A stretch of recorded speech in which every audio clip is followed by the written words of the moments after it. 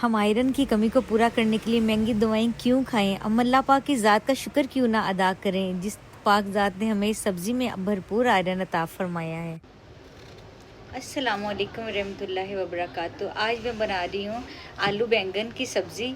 आलू बैंगन मुझे बहुत पसंद है और हर टाइम मुझे अगर मिले आलू बैंगन तो मैं इसको ज़रूर बनाऊँगी। और इसके साथ मैं बनाती हूँ बॉइल्ड राइस या तड़के वाले राइस, फिर उसके ऊपर अचार डालते हैं, फिर सैलड डालते हैं, फिर इसको दोपहर में खाते हैं। प्लीज़ ये वीडियो को आखिर तक देखें। जो लोग बैंगन नहीं खाते ना, उनको बताया करें कि बैंगनों में बहुत ज़्यादा आयरन पाया जाता है, जो कि हमें रोज़मर्रा की ज़रूरत में हमारी जिस्म की कमज़ोरी कमी को पूरा करता है, जिसके हम टैबलेट खाते हैं आयरन की कमी के लिए। तो आप ऐसा किया करें, वीक में 1 बार 2 बार बैंगन की सब्ज़ी बनाया करें। और जो सब्जियों से हमें विटामिन्स, मिनरल और एनर्जी मिलती है और हम हेल्दी रहते हैं। अल्लाह की बनाई हुई कुदरत की सारी चीज़ों को खाना चाहिए और हर चीज़ का अल्लाह की ज़ात का शुक्र अदा करना चाहिए कि उसने हमें इतनी नेमतों से नवाजा है।